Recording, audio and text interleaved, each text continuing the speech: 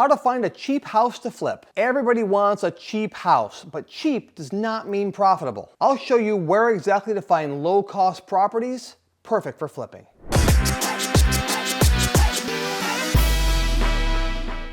The worst thing you can do is buy a house just because it's cheap. Here's how to avoid that mistake. By the end of this video, you'll discover the best ways to find affordable properties that actually have profit potential.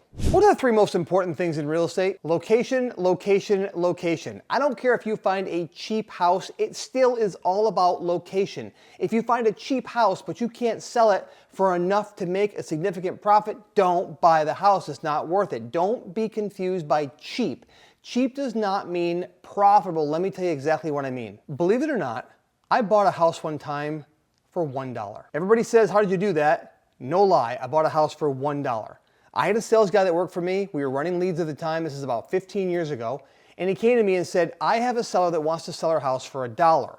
He said, what should I offer her? I said, what should you offer her? $1. He said, are you kidding? I said, no, $1. I said, why does she want to sell? Because she's paying $5,000 a year on taxes and it's not a great deal for her. She's losing money all the time. She wants to stop the bleeding. We bought that house for $1. Now, I got lucky and was able to clean it out. There were dead animal carcasses and lots of trash in there, and I paid somebody $400 to clean the house out. I put it back on the market and I sold it for $4,000 to somebody else who wanted to flip the house. It was not in a good area of town. It was in a cheap area of town. Now, I'm telling you that because that rarely ever happens, but it did happen to me. But that was obviously a cheap house, $1. Can you believe that? But that's not going to happen to most people. And even still, I got lucky selling that house. I had a really hard time finding anyone to buy it. That's why I had to clean it out and try and make it sellable. And I sold it for $4,000. So not a lot of money. It wasn't worth the risk of hanging on that house. If I couldn't have sold that for a year,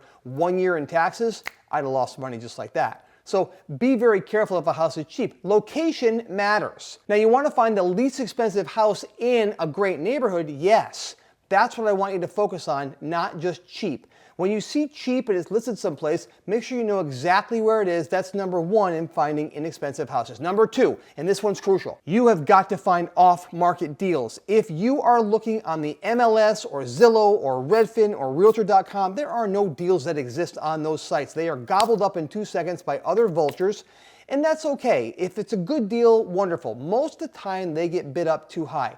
Where you have to focus your time to find cheap houses, I'm going to say high profit houses, I prefer that term, is off-market deals. How do you find off-market deals? You have to start to find people that do not have their house listed yet that are motivated sellers off-market deals. They're motivated sellers means that they've gotten themselves in a situation in their life that they have financial problems, they have health problems, maybe they got themselves into some difficult situations by bad choices.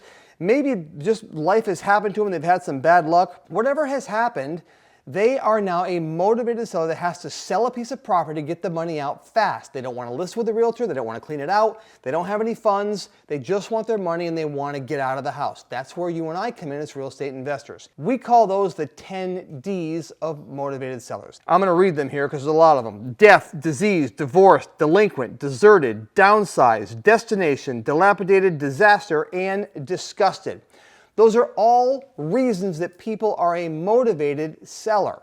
The more motivations somebody has, the more motivated they are. For instance, we talked about death, disease, divorce. Let's say that someone's going through, let's say someone has disease, they get sick, and let's say they're also getting divorced. And let's say also the house is dilapidated. Let's also say they just got downsized in their job, and maybe they deserted the house, now they had to move out. There's 5 motivators for one house. Can you see how the more motivations stack, the more motivated that person is to sell the house? So find houses that have multiple motivators stacked on top of each other. That's how you find the deepest discounts looking for a cheap house.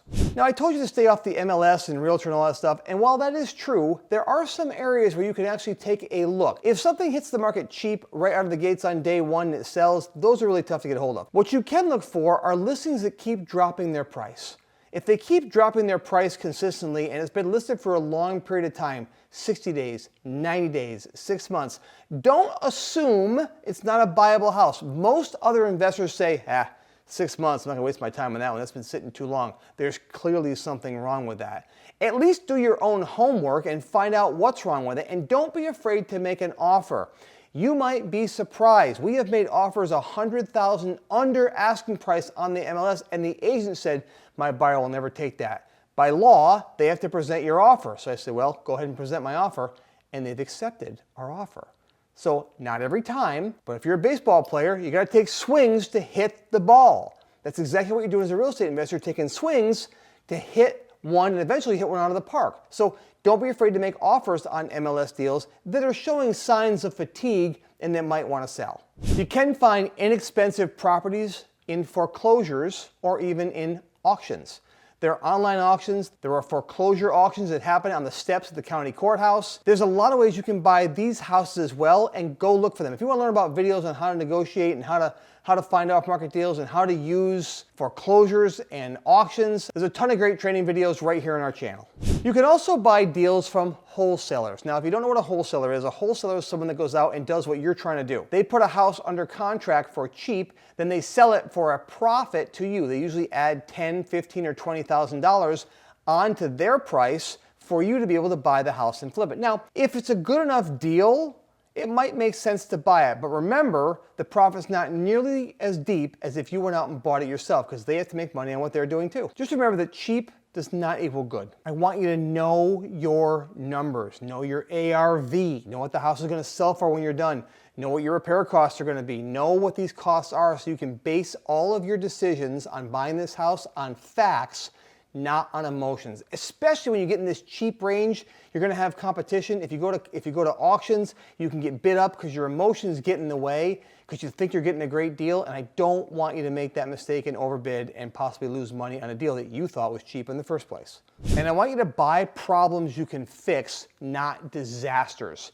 Some houses are really difficult to fix. I always say that anything can be fixed with money. It just depends on, is the money you're gonna spend to fix it worth it, and can you still be profitable? Sometimes you could buy a house for $1 and put $200,000 in the repairs of the house, and it's still only worth $150,000 when you're done. In that case, who cares that you got a cheap house? You lost money. No one cares about that. What people care about is, how much money did you make? And what you should care about is, how much money can you make? Cheap houses are everywhere, but most of them are terrible flips. Go watch the next video, the crucial step new investors always miss. So you can learn how to buy these houses correctly with the right buy box, how to finance them correctly, as I take you step by step through this training. It'll make sure that if you do see a cheap house, you know if it's the right house or not, by if it fits in your buy box. Go check out that training now. I put the link right here in the description below.